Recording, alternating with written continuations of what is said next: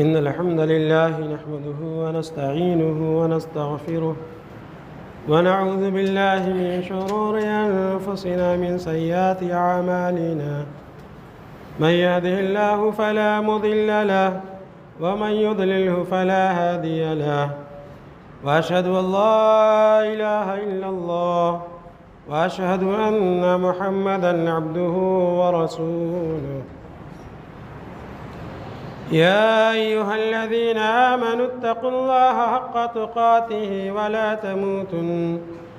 ولا تموتن إلا وأنتم مسلمون يا أيها الناس اتقوا ربكم الذي خلقكم من نفس واحدة وخلق منها زوجها وبث منهما رجالا كثيرا ونساء واتقوا الله الذي تساءلون به والأرحام إن الله كان عليكم رقيبا يا أيها الذين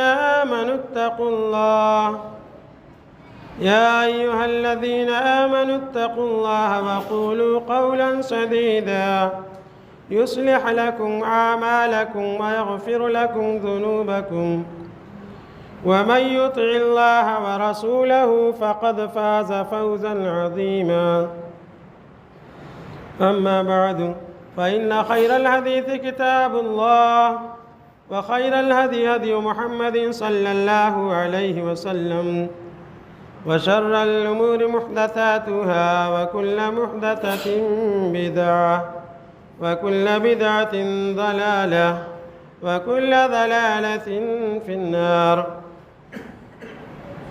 وقال الله تعالى في كلامه المجيد: أعوذ بالله من الشيطان الرجيم بسم الله الرحمن الرحيم محمد رسول الله والذين معه أشداء على الكفار رحماء بينهم تراهم ركعا سجدا يبتغون فضلا من الله ورضوانا سيماهم في وجوههم من أثر السجود ذلك مثلهم في التوراة ومثلهم في الإنجيل كزرع أخرج شطأه فآزره فاستغلظ فاستوى على سوقه يعجب الزراء ليغيظ بهم الكفار. رب اشرح لي صدري ويسر لي أمري واحلل عقدة من لساني يفقهوا قولي. تمام قسم کی تعریفات حمد بڑائی بزرگی صلی اللہ رب العالمین کے لیے لائق و زیبا ہے، جس نے ہمارے اوپر بے شمار انعامات و احسانات کیے۔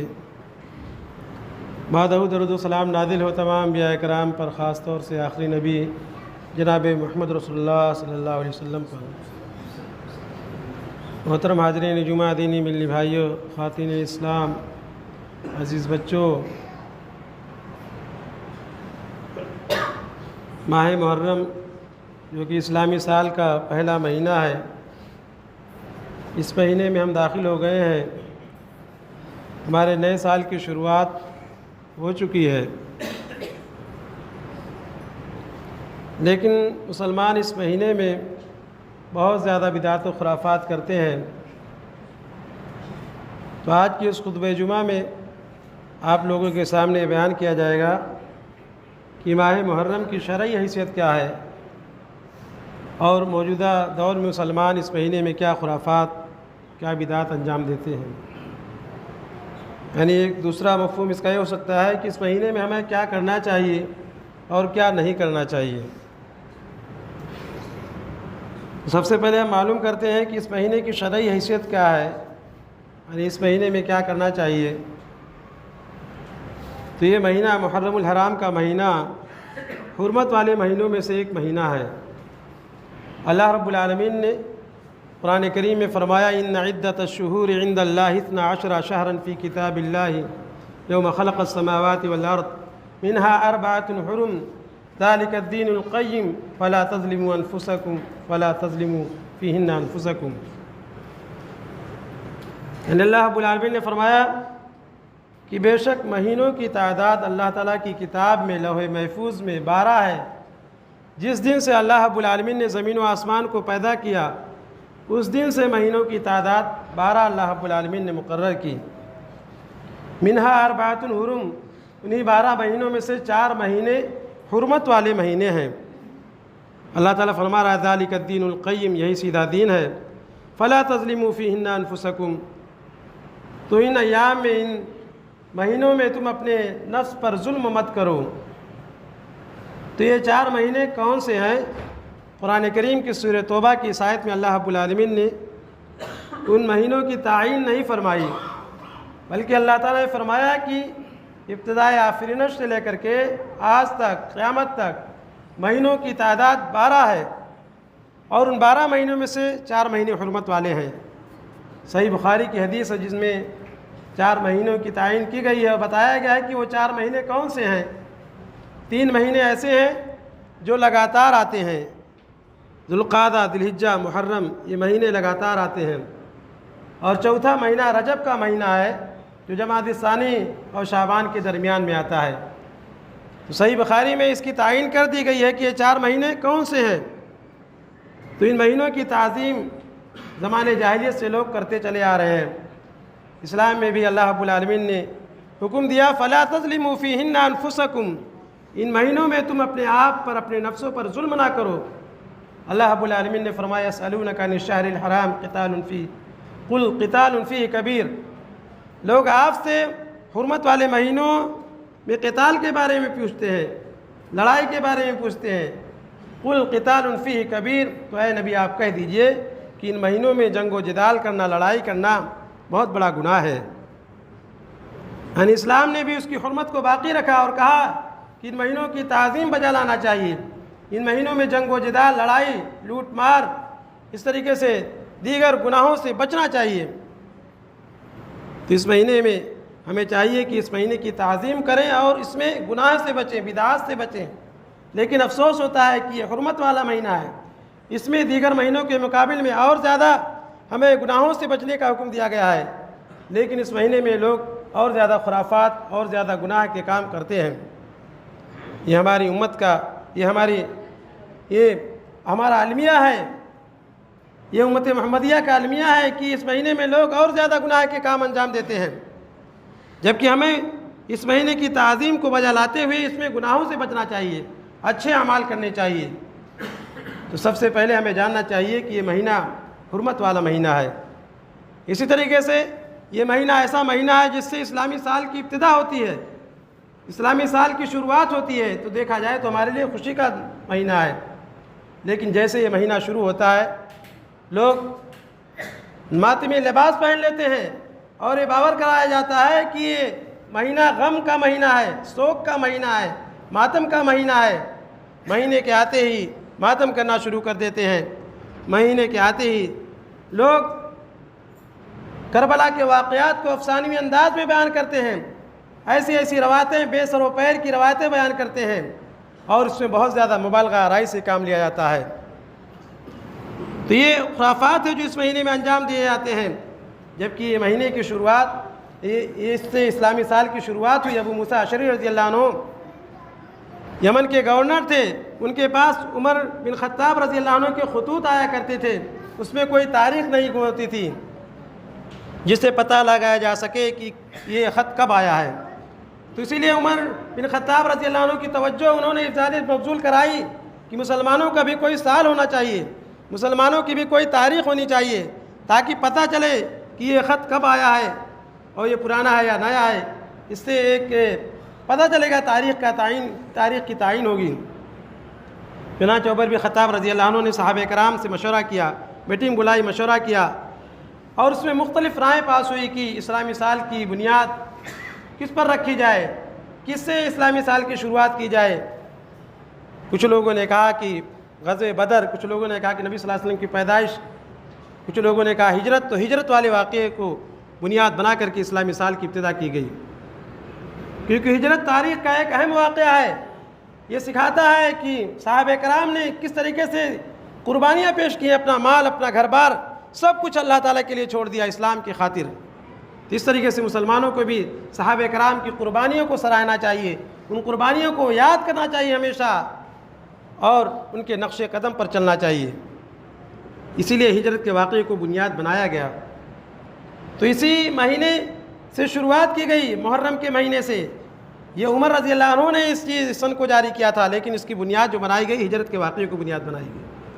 تو یہ مہینہ ہمارے لیے خوشی کا مہینہ ہے، اس لحاظ سے بھی دیکھا جائے، اور اس مہینے کی شرعی حیثیت یہ ہے کہ یہ مہینہ اس لحاظ سے بھی ہمارے لیے خوشی کا مہینہ ہے کیونکہ اس مہینے کی 10 تاریخ کو اللہ رب العالمین نے موسیٰ علیہ السلام کو، بنی اسرائیل کو، فرعون جیسے ظالم و سرکش بادشاہ سے نجات دی تھی۔ فرعون کے بارے میں اللہ رب العالمین نے قرآن کریم میں جگہ جگہ ذکر کیا ہے کہ بنی اسرائیل پر کس قدر ظلم کرتا تھا۔ اللہ رب العالمین نے فرمایا وَإِذْ نَجَّيْنَاكُم مِّنْ آلِ فِرْعَوْنَ يَسُومُونَكُمْ سُوءَ الْعَذَابِ يُذَبِّحُونَ أَبْنَاءَكُمْ وَيَسْتَحْيُونَ نِسَاءَكُمْ وَفِي ذَلِكُمْ بَلَاءٌ مِّن رَّبِّكُمْ وَإِذْ فَرَقْنَا بِكُمُ الْبَحْرَ فَأَنجَيْنَاكُمْ وَأَغْرَقْنَا آلَ فِرْعَوْنَ وَأَنتُمْ تَنظُرُونَ۔ اللہ رب العالمین نے فرمایا کہ یاد کرو کہ جب اللہ رب العالمین نے تم کو، یعنی بنی اسرائیل کے بارے میں اللہ تعالیٰ فرمایا، تم کو فرعون سے نجات دی، آل فرعون کے متبعین سے نجات دی، جو تمہارے اوپر ظلم کرتے تھے، بہت زیادہ تمہیں ستاتے تھے، تمہارے لڑکوں کو قتل کر دیتے تھے، تمہاری لڑکیوں کو زندہ رکھتے تھے۔ اللہ تعالیٰ نے فرمایا کہ اس میں بہت بڑی نشانی ہے، اور یاد کرو جب ہم نے تمہارے لیے دریا کو پھاڑ دیا، سمندر کو پھاڑ دیا، اس میں راستہ بنا دیا، اور فرعون کو اس کے لشکر سمیت ہم نے سمندر میں ڈبو دیا، غرق کر دیا، تمہاری آنکھوں کے سامنے تم دیکھتے رہے۔ اللہ رب العالمین نے اور بھی کئی مقامات پر اس واقعے کو ذکر کیا ہے کہ اللہ تعالیٰ نے بنی اسرائیل کو فرعون کے چنگل سے، فرعون کے ظلم سے نجات دی اور اس کو سمندر میں ڈبویا۔ یہ واقعہ جس دن پیش آیا تھا وہ 10 محرم کا دن تھا، اسی لیے یہودی لوگ بھی اس دن روزہ رکھا کرتے تھے، اللہ کے نبی صلی اللہ علیہ وسلم بھی روزہ رکھتے تھے۔ نبی صلی اللہ علیہ وسلم جب مدینہ گئے تو آپ صلی اللہ علیہ وسلم نے دیکھا یہودی لوگ اس دن روزہ رکھتے ہیں، پوچھا تم لوگ اس دن روزہ کیوں رکھتے ہو؟ ان لوگوں نے کہا کہ اس دن اللہ رب العالمین نے موسیٰ علیہ السلام کو، بنی اسرائیل کو فرعون سے نجات دی تھی، شکرانے کے طور پر ہم روزہ رکھتے ہیں۔ اللہ کے نبی صلی اللہ علیہ وسلم نے فرمایا کہ موسیٰ تو ہم سے زیادہ قریب ہیں، اس لیے کہ تمام نبی یا لاتی بھائی ہوا کرتے ہیں۔ اللہ کے نبی صلی اللہ علیہ وسلم نے فرمایا کہ ہم اس بات کے زیادہ مستحق ہیں کہ ہم روزہ رکھیں۔ اللہ کے نبی صلی اللہ علیہ وسلم نے روزہ رکھا، صحابہ کرام کو روزہ رکھنے کا حکم دیا۔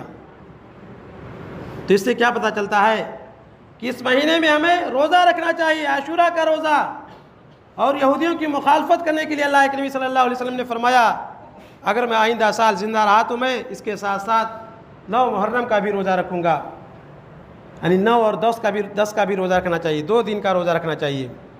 10 محرم کے دن یہ واقعہ پیش آیا اور یہودیوں کی مخالفت کے لیے ہمیں ایک دن اور روزہ رکھنا چاہیے۔ ایک حدیث میں بعد میں بھی ذکر ملتا ہے لیکن وہ حدیث تھوڑی ضعیف ہے، اس لیے بہتر یہ ہے کہ آپ 9 اور 10 محرم کا روزہ رکھیں۔ ابو قتادہ رضی اللہ عنہ حدیث کے راوی ہیں، وہ کہتے ہیں کہ نبی صلی اللہ علیہ وسلم سے اس عاشورہ کے روزے کے بارے میں پوچھا گیا تو آپ صلی اللہ علیہ وسلم نے فرمایا یکفر السنہ الماضیہ، کہ گزشتہ 1 سال کے گناہوں کا کفارہ ہے۔ اگر کوئی شخص محرم کا روزہ رکھتا ہے، عاشورہ کا روزہ رکھتا ہے تو اللہ تعالیٰ اس کے 1 سال کے گناہوں کو معاف فرما دیتا ہے۔ کتنا ثواب ہے کہ آپ روزہ رکھیں، 2 دن روزہ رکھیں، اللہ تعالیٰ اس کی وجہ سے آپ کے 1 سال کے گناہوں کو معاف فرما دے گا۔ تو اس کی شرعی حیثیت یہ ہے کہ اس مہینے میں ہم روزہ رکھیں، عاشورہ کا روزہ رکھیں، لیکن یہاں بھی لوگ سنت کی مخالفت کرتے ہیں، بجائے اس کے کہ روزہ رکھیں۔ اس دن تو ڈشیں بنائی جاتی ہیں، کھچڑے بنائے جاتے ہیں، دیگیں ٹھنکائی جاتی ہیں، اور طرح طرح کے پکوان بنا کر کے لوگوں میں تقسیم کیے جاتے ہیں، سلسبیل اس طریقے سے اچھے قسم کے شربت بنا کر کے لوگوں میں تقسیم کیے جاتے ہیں، پلائے جاتے ہیں جگہ جگہ، جبکہ اس دن اللہ کے نبی صلی اللہ علیہ وسلم نے روزہ رکھنے کا حکم دیا ہے۔ اور ماہ محرم کو جو فضیلت حاصل ہے، جو اس کو افضلیت حاصل ہے، اس کی وجہ یہ ہے کیونکہ اس دن اللہ رب العالمین نے موسیٰ علیہ السلام کو، بنی اسرائیل کو فرعون سے نجات دی تھی۔ اس کا حسین رضی اللہ عنہ کی شہادت سے کوئی تعلق نہیں ہے۔ حسین رضی اللہ عنہ کی شہادت تو نبی صلی اللہ علیہ وسلم کی وفات کے 50 سال بعد پیش آئی تھی۔ سن 61 ہجری میں واقعہ پیش آیا تھا کہ حسین رضی اللہ عنہ شہید کیے گئے تھے۔ نبی صلی اللہ علیہ وسلم کی وفات کے 50 سال کے بعد جو واقعہ پیش آیا اس کا تعلق دین سے کیسے ہو سکتا ہے؟ دین تو نبی صلی اللہ علیہ وسلم کے زمانے میں مکمل ہو گیا۔ اللہ رب العالمین نے حجۃ الوداع کے موقع پر الیوم اکملت لکم دینکم واتممت علیکم نعمتی ورضیت لکم الاسلام دینا، کہ آج میں نے تمہارے لیے تمہارے دین کو مکمل کر دیا ہے، تمہارے اوپر اپنی نعمتوں کو پوری کر دی ہے، تمہارے لیے دین اسلام کو پسند فرمایا ہے۔ اس آیت کو نازل کر کے اللہ رب العالمین نے دین اسلام کو نبی صلی اللہ علیہ وسلم کے زمانے میں مکمل کر دیا۔ دین تو نبی صلی اللہ علیہ وسلم کے زمانے میں مکمل ہو گیا۔ حسین رضی اللہ عنہ کی شہادت کا واقعہ اس کے 50 سال کے بعد پیش آیا، تو اس کا دین سے، شریعت سے کیسے تعلق ہو سکتا ہے؟ حسین رضی اللہ عنہ کی شہادت بلا شبہ ایک المناک واقعہ ہے، اس سے ہر مسلمان کو تکلیف ہوئی، کیونکہ حسین رضی اللہ عنہ نبی صلی اللہ علیہ وسلم کے نواسے ہیں۔ حدیث میں اللہ کے نبی صلی اللہ علیہ وسلم نے ان کی فضیلت بیان کی ہے۔ نبی صلی اللہ علیہ وسلم نے اپنے اہل بیت سے ہر مسلمان کو محبت کرنے کا حکم دیا ہے۔ ہم اہل بیت سے محبت کرتے ہیں، اور ان سے محبت کرنا ہمارے ایمان کا ایک جز ہے، اس کے بغیر ہمارا ایمان مکمل نہیں ہو سکتا ہے۔ ایسی صورت میں کچھ لوگ ایسے ہیں جو رافضیت کی طرف جاتے ہیں، یعنی صحابہ کرام کو گالی دیتے ہیں، ان کو برا بھلا کہتے ہیں، اور کچھ لوگ ایسے ہیں جو ناسبیت کی طرف جاتے ہیں، ناسبی بن جاتے ہیں، یعنی اہل بیت سے دشمنی رکھتے ہیں، حسین رضی اللہ عنہ کی شہادت پر جشن مناتے ہیں۔ ہمارا معاملہ ایسا ہے کہ ہم بیچ میں ہیں، ہم صحابہ کرام کی عزت کرتے ہیں، توقیر کرتے ہیں، ان کی خدمات کو سراہتے ہیں، ان سے محبت کرتے ہیں، صحابہ کرام کی قربانیوں کو ہم یاد کرتے ہیں کہ انہوں نے دین کی راہ میں بہت بڑی بڑی قربانیاں پیش کی ہیں، ان کی عزت کرتے ہیں، ان سے محبت کرتے ہیں۔ اس کے ساتھ ساتھ اہل بیت سے بھی ہم محبت کرتے ہیں، لیکن محبت کا مطلب یہ قطعاً نہیں ہے کہ ہم ان کو الوہیت کے مقام پر فائز کر دیں، ہم یا حسین کے نعرے لگائیں، اس لیے کہ یا حسین کے نعرے لگانا شرک ہے۔ ہم یا اللہ کہتے ہیں، اللہ تعالیٰ کو مدد کے لیے پکارتے ہیں، مصیبت کے وقت ہم صرف اللہ کو پکارتے ہیں، اس لیے کہ فریاد رس، اس طریقے سے مشکل کشا، حاجت روا صرف اور صرف اللہ تعالیٰ ہے۔ اللہ تعالیٰ کے علاوہ کسی کے اختیار میں نہیں ہے کہ کسی کی کوئی حاجت پوری کر سکے، کسی کی مشکلات میں اس کی مشکلات کو دور کر سکے، کسی کے اختیار میں نہیں ہے۔ تو اسی لیے یا حسین یا علی اس کا ہم نعرہ نہیں لگاتے ہیں، ہم اہل بیت سے محبت کرتے ہیں، کیونکہ اللہ کے نبی صلی اللہ علیہ وسلم نے سکھایا ہے محبت کرنا۔ ابو ہریرہ رضی اللہ عنہ حدیث کے راوی ہیں، وہ کہتے ہیں کہ اللہ کے نبی صلی اللہ علیہ وسلم ایک مرتبہ اپنے حجرے سے تشریف لائے، ایک کندھے پر آپ کے حسن تھے، دوسرے کندھے پہ حسین رضی اللہ عنہ تھے۔ اللہ کے نبی صلی اللہ علیہ وسلم کبھی ان سے پیار کرتے تھے، کبھی ان سے پیار کرتے تھے۔ کہتے ہیں کہ ہم نے پوچھا کہ اللہ کے نبی کیا آپ کو ان سے محبت ہے؟ آپ صلی اللہ علیہ وسلم نے فرمایا من احبہما فقد احبنی ومن ابغضہما فقد ابغضنی، کہ جس نے ان دونوں سے محبت کی اس نے مجھ سے محبت کی، اور جس نے ان دونوں سے بغض رکھا، عداوت رکھی، تو اس نے مجھ سے بغض رکھا۔ یعنی اللہ کے نبی صلی اللہ علیہ وسلم نے فرمایا کہ جو میرے ان نمازوں سے محبت کرے گا میں اس سے محبت کرتا ہوں، جو میرے ان نمازوں سے بغض رکھے گا، عداوت رکھے گا، ہم اس سے بغض رکھتے ہیں۔ تو ہم بھلا حسن حسین سے محبت کیوں نہیں کریں گے؟ حسن حسین سے ہمیں محبت ہے، ہم ان کا احترام کرتے ہیں، لیکن ان کو ان کے مقام پر رکھتے ہیں، ان کو الوہیت کے مقام پر کبھی فائز نہیں کرتے ہیں۔ جو ان کا مقام، صحیح مقام جو اللہ کے نبی صلی اللہ علیہ وسلم نے دیا ہے، اس پر ہم رکھتے ہیں۔ اس طریقے سے ایک دوسری حدیث میں ہے کہ حسن حسین، ابو بریدہ رضی اللہ عنہ حدیث کے راوی وہ کہتے ہیں کہ حسن رضی اللہ عنہ، حسین رضی اللہ عنہ چھوٹے تھے، بچے تھے، لال قمیص پہنے ہوئے تھے، اللہ کے نبی صلی اللہ علیہ وسلم خطبہ دے رہے تھے، خطبے کے دوران مسجد میں آتے ہیں، لڑکھڑاتے ہوئے چل رہے تھے۔ اللہ کے نبی صلی اللہ علیہ وسلم سے دیکھا نہیں گیا، آپ صلی اللہ علیہ وسلم ممبر سے اتر کر کے ان کو گود میں اٹھا لیتے ہیں۔ آپ صلی اللہ علیہ وسلم کہتے ہیں انما اموالکم اولادکم فتنہ، تمہاری مال تمہارے اولاد یہ فتنہ ہے۔ نبی صلی اللہ علیہ وسلم اس کے بعد خطبے کو مکمل کرتے ہیں۔ یہ تھی محبت نبی صلی اللہ علیہ وسلم کی، کہ نبی صلی اللہ علیہ وسلم اپنے نمازوں سے کس قدر محبت کرتے تھے۔ نماز کی حالت میں اللہ کے نبی صلی اللہ علیہ وسلم ان کو یہ آتے تھے اور نبی صلی اللہ علیہ وسلم کی پیٹھ پر کھیلتے رہتے تھے، اس لیے نبی صلی اللہ علیہ وسلم سجدہ لمبا کر دیا کرتے تھے۔ اس قدر محبت تھی اللہ کے نبی صلی اللہ علیہ وسلم کو۔ اللہ کے نبی صلی اللہ علیہ وسلم نے ایک دوسری حدیث میں فرمایا کہ دنیا میں یہ دو میرے پھول ہیں۔ حسن حسین کے بارے میں اللہ کے نبی صلی اللہ علیہ وسلم نے فرمایا۔ نبی صلی اللہ علیہ وسلم کی ایک دوسری حدیث ہے کہ آپ صلی اللہ علیہ وسلم نے فرمایا، حذیفہ رضی اللہ عنہ حدیث کے راویوں کہتے ہیں کہ نبی صلی اللہ علیہ وسلم نے فرمایا کہ آج کے دن میرے اوپر ایسا فرشتہ نازل ہوا جو اس سے پہلے کبھی نہیں نازل ہوا تھا۔ اس نے اللہ تعالیٰ سے مجھ سے ملاقات کی اجازت طلب کی، اللہ تعالیٰ نے اس کو مجھ سے ملاقات کی اجازت دے دی، اور ساتھ ہی ساتھ کہا کہ جاؤ محمد کو یہ پیغام سنا دو۔ کہ فاطمہ جنت کی عورتوں کے سردار ہیں، حسن حسین جنت کے نوجوانوں کے سردار ہیں۔ یعنی آپ صلی اللہ علیہ وسلم کو یہ خوشخبری سنائی گئی کہ آپ کی بیٹی فاطمہ جنت کی عورتوں کی سردار رہیں گی، حسن حسین جنت کے نوجوانوں کے سردار رہیں گے۔ یہ جنتی ہیں، حسن حسین جنت کے نوجوانوں کے سردار ہیں، ہم ان سے بغض کیوں رکھیں گے؟ ہم ان سے محبت رکھتے ہیں۔ لیکن آج لوگ اگر ان کے مجلسوں میں شریک نہیں ہوتے ہیں تو فوراً ناسبیت کا الزام لگا دیتے ہیں اور سوچتے ہیں کہ یہ لوگ اہل بیت سے دشمنی رکھتے ہیں، اہل بیت سے ان کی محبت نہیں ہے۔ اہل بیت سے ہم محبت رکھتے ہیں، ہمارے ایمان کا ایک جز ہے، اس کے بغیر ہم کامل مومن نہیں ہو سکتے ہیں۔ لیکن محبت کا مطلب یہ بھی نہیں ہے کہ ہم کچھ لوگوں کو اہل بیت میں خارج کریں، کچھ لوگوں کو اہل بیت سے داخل کریں، بلکہ تمام اہل بیت سے ہم محبت کرتے ہیں۔ ان لوگوں کا معاملہ تو یہ ہے، حسن حسین سے تو محبت کرتے ہیں، لیکن عائشہ رضی اللہ عنہ جو آپ کے اہل بیت میں داخل ہیں ان کے شان میں گستاخیاں کرتے ہیں، نعوذ باللہ ان کو زانیہ بھی کہتے ہیں۔ ایسی باتیں یہ لوگ نبی صلی اللہ علیہ وسلم کی بیویوں کے سلسلے میں کہتے ہیں، جبکہ ازواج مطہرات یہ بھی آپ کے اہل بیت میں داخل ہیں، آپ کے گھر والوں میں داخل ہیں۔ کس لیے کہ آپ خود دیکھتے ہیں دنیا میں کوئی آپ کو دعوت دیتا ہے کہتا ہے آپ کے پورے گھر والے، تو گھر والے میں کیا بیوی نہیں داخل ہوتی ہے؟ بیوی تو رہتی ہے۔ تو عائشہ رضی اللہ عنہ بھی اہل بیت میں سے ہیں، تمام بیویاں بھی اہل بیت میں سے ہیں۔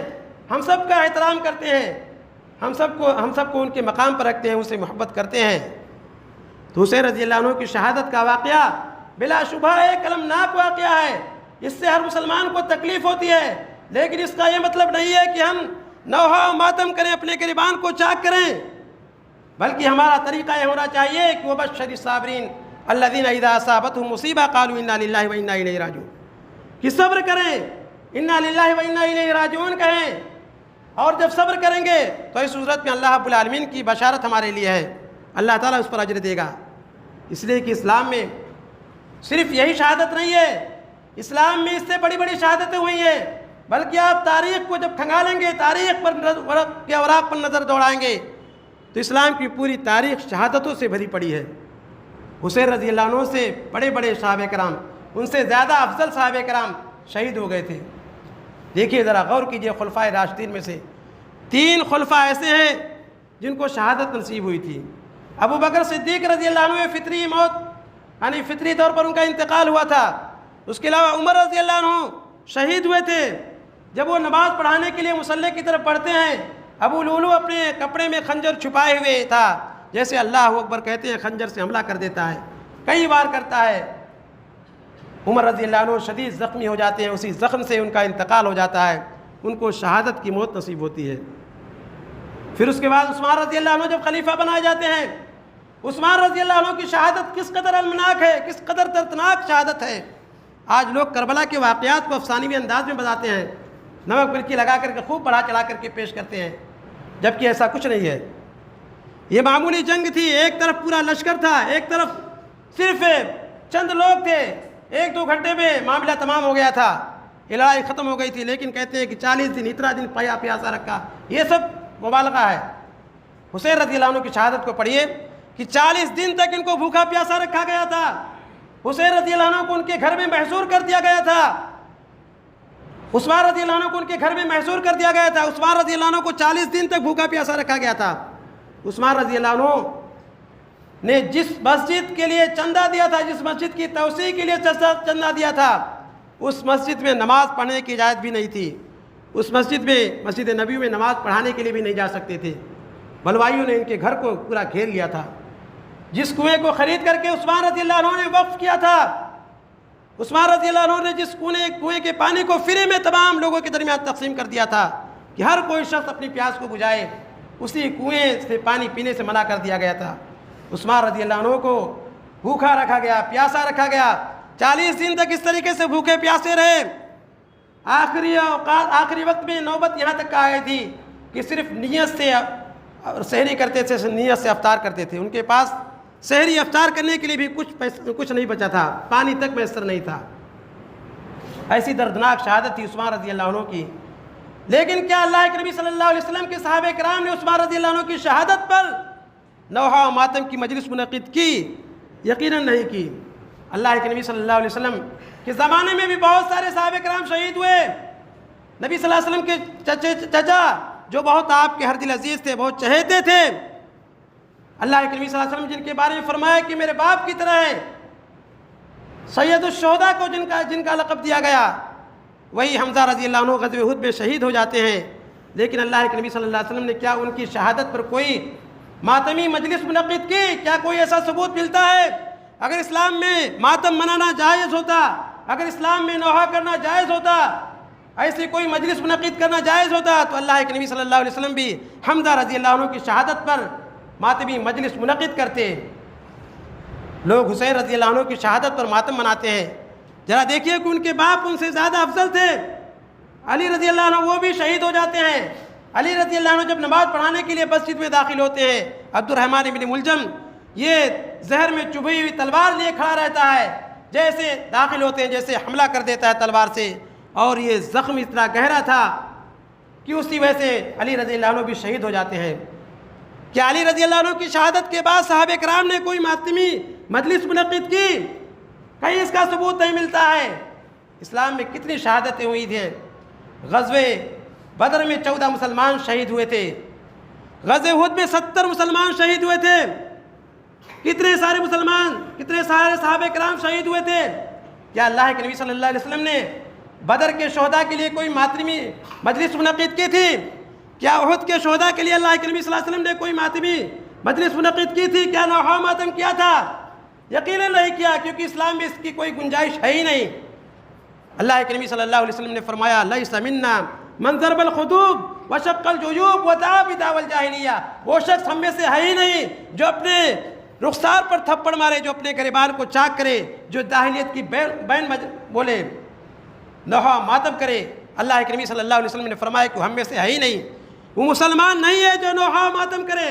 نوحہ ماتم کرنا جاہلیت کے امور میں سے ہے، جاہلیوں کا کام ہے، وہ ایک مسلمان کا کام نہیں ہے۔ جو نوحہ ماتم کرتا ہے مسلمان نہیں ہو سکتا ہے۔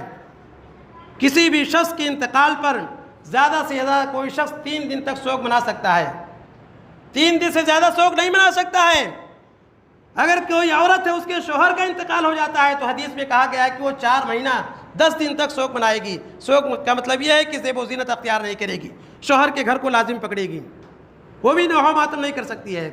ذرا غور کیجئے، حسین رضی اللہ عنہ کی شہادت کا واقعہ پیش آئے ہوئے کتنے سال ہو چکے ہیں، 1400 سال ہو چکے ہیں، لیکن آج تک لوگ نوحہ ماتم کرتے ہیں۔ کیا اسلام میں اس کی گنجائش ہے؟ کتنے سال ہو گیا یہ واقعہ پیش آئے ہوئے، پھر کیوں لوگ ہر سال نوحہ ماتم کرتے ہیں؟ اسلام میں اس کی کوئی گنجائش نہیں ہے۔ جو لوگ بھی ایسا کرتے ہیں اسلام کے مخالف ہے، یہ لوگ مسلمان نہیں ہو سکتے ہیں۔ ایسے لوگ جو اسلام کی شریعت کے خلاف کریں، قرآن و حدیث کی خلاف جائیں، ایسے لوگ مسلمان کیسے ہو سکتے ہیں؟ تو ہمیں سمجھنے کی بات ہے، یہی لوگ ہیں جو حسین رضی اللہ عنہ کی شہادت پر نوحہ ماتم کرتے ہیں، یہی لوگ صحابہ کرام کو گالیاں بھی دیتے ہیں، صحابہ کرام کی شان میں گستاخیاں کرتے ہیں۔ ایسے لوگ جن کا اس کربلا کے واقعات سے کوئی تعلق نہیں ہے، ایسے صحابہ کرام کو بھی برا بھلا کہا جاتا ہے کہ ابو بکر صدیق رضی اللہ عنہ نے خلافت کو چھینا تھا، علی رضی اللہ عنہ خلافت کے اصل مستحق تھے۔ اگر خلافت کو نہیں چھینے ہوتے تو یہ واقعہ کیسے پیش آتا؟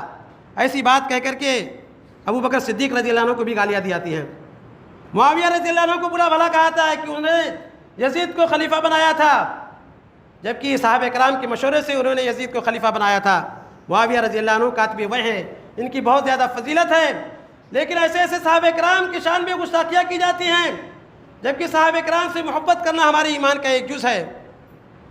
قرآن میں حدیث میں بتایا گیا کہ ہمیں صحابہ کرام کی قدر کرنی چاہیے، ان سے محبت کرنی چاہیے۔ اللہ رب العالمین نے جگہ جگہ ان کی تعریف فرمائی ہے۔ اللہ رب العالمین نے ان کے ایمان کو ایک معیار مقرر کیا ہے۔ اللہ تعالیٰ نے فرمایا فَإِنْ آمَنُوا بِمِثْلِ مَا آمَنْتُمْ فَقَدْ اهْتَدَوْا، اے میرے صحابہ اگر یہ لوگ بھی تمہاری طرح ایمان لے آئیں تو ہدایت یافتہ ہو جائیں گے۔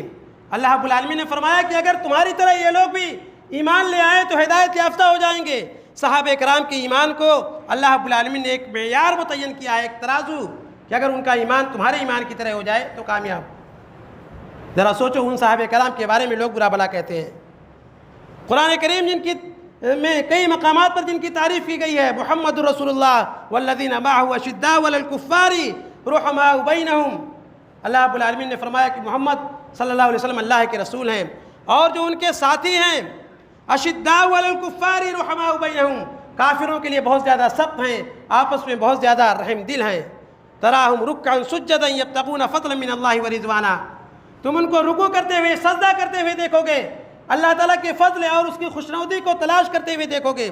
سیماہم فی وجوہہم من اثر السجود، سجدوں کی نشانات کی وجہ سے ان کی پیشانی پر نشان پڑے ہوں گے، یعنی اللہ تعالیٰ کے سامنے اتنی کثرت سے سجدہ کرتے ہیں، رات میں عبادتیں اتنی زیادہ کرتے ہیں، فرائض کا اہتمام، نوافل کا اہتمام اتنا زیادہ کرتے ہیں کہ ان کی پیشانی پر سجدے کی نشانات پڑے ہوئے ہیں۔ سیماہم فی وجوہہم من اثر السجود ذالک مثلہم فی التوراۃ ومثلہم فی الانجیل، اللہ تعالیٰ فرما رہا ہے صرف قرآن میں ان کی تعریف نہیں ہے، یہی تعریف ان کی توریت میں بھی ہے، انجیل میں بھی اللہ رب العالمین نے ان صحابہ کرام کی تعریف بیان کی ہے۔ اللہ رب العالمین نے فرمایا کزرع اخرج شطہ فآزرہ فاستغلظ فاستوى علی سوقہ یعجب الزراع لیغیظ بہم الکفار، ان کی مثال اللہ تعالیٰ نے فرمایا اس طریقے سے ہے جس طریقے سے کسان کھیت میں کوئی دانہ ڈالتا ہے، کوپلیں نکالتا ہے، پھر اس کے بعد اس کو سہارا دیا ہے، مضبوط تنے پہ کھڑا ہو جاتا ہے اور موٹا ہو جاتا ہے، تناور ہو جاتا ہے، اور اس کو دیکھ کر کے کسان خوش ہوتا ہے تاکہ کافروں کو اس سے چڑ ہو۔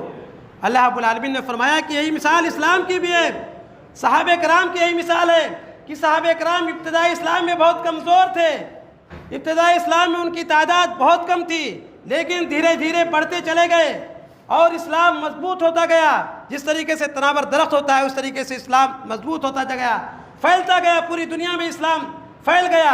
اللہ رب العالمین نے صحابہ کرام کی بھی یہی مثال بیان فرمائی ہے۔ اس طریقے سے اور بہت ساری مقامات ہیں، حدیث میں بھی اللہ کریم صلی اللہ علیہ وسلم نے فرمایا لا تسبوا اصحابی، میرے صحابہ کو گالی مت دو، اگر تم میں سے کوئی شخص احد پہاڑ کے برابر سونا خرچ کرے تو ان کے ایک مد یا آدھے مد کو نہیں پہنچ سکتا ہے۔ اللہ کریم صلی اللہ علیہ وسلم نے فرمایا کہ احد پہاڑ کتنا بڑا پہاڑ ہے، کئی کلومیٹر میں پھیلا ہوا ہے۔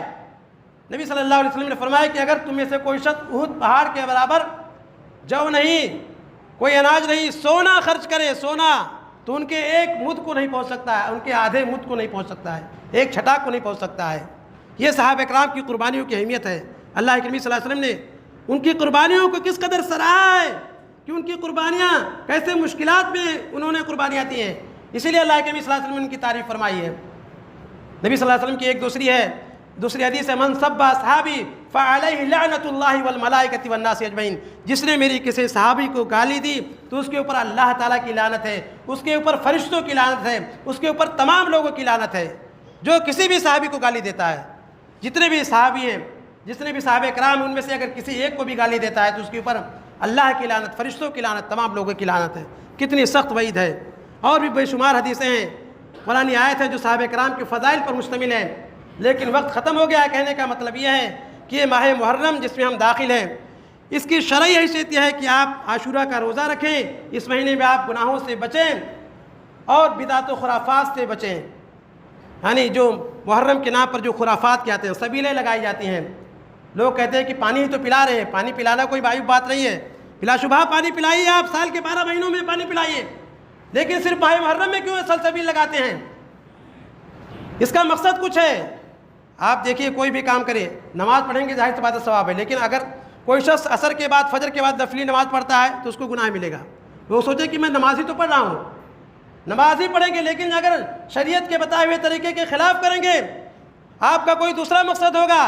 حسین رضی اللہ عنہ کے بارے میں یہ کہ ان کی خوشنودی حاصل کرنا مقصد ہوگا، جس طریقے سے آپ ذبح کر کے کسی غریب مسکین کو کھلا دیں، عام دنوں میں آپ کو ثواب ملے گا، لیکن کسی درگاہ پہ جا کر کے بابا کی خوشنودی کے لیے ذبیحہ پیش کریں تو آپ کو گناہ ملے گا۔ تو کام اگرچہ ایک ہی ہے، لیکن نیت کے فرق کی وجہ سے آپ کو عذاب یا گناہ ملتا ہے، سنت کی مخالفت کی وجہ سے گناہ ملتا ہے۔ تو اس لیے آپ یہ نہ سوچیے کہ ہم سبیل ہی تو لگا رہے ہیں، سلبیل لگانا بھی گناہ ہے۔ اس طریقے سے محرم کے نام پر جو کھچڑے بنائے جاتے ہیں اس میں چندہ دینا بھی حرام ہے، یہ بھی گناہ ہے۔ اور جو یہ بانٹے جاتے ہیں، کوئی یہ نہ سوچے کہ ہم شربت پلا رہے ہیں، یہ بھی گناہ کا کام ہے۔ یہ تمام چیزیں خرافات ہیں، اس طریقے سے ڈھول بجائے جاتے ہیں، یہ سب چیزیں، تعزیہ نکالا جاتا ہے، یہ سب شرک ہے، اس سے بچنا چاہیے۔ اسلام یہ نہیں ہے، اسلام تو بہت سادہ دین ہے، اسلام میں کسی کو نقصان نہیں پہنچانے کا حکم دیا گیا ہے، اسلام میں شرک سے روکا گیا ہے۔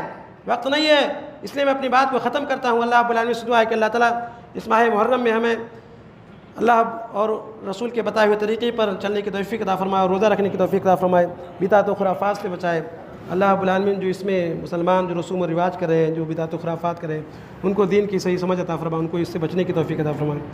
اللہ رب العالمین تو ہمیں اہل بیت سے محبت کرنے کی توفیق عطا فرمائے، صحابہ کرام سے محبت کرنے، ان کے نقش قدم پر چلنے کی توفیق عطا فرمائے۔ اللہ رب العالمین تو ہمیں سچا اور پکا مومن بنا۔ اللہ رب العالمین ہمیں جب تک زندہ رکھ ایمان پر زندہ رکھ، اور جب ہمارا خاتمہ کریم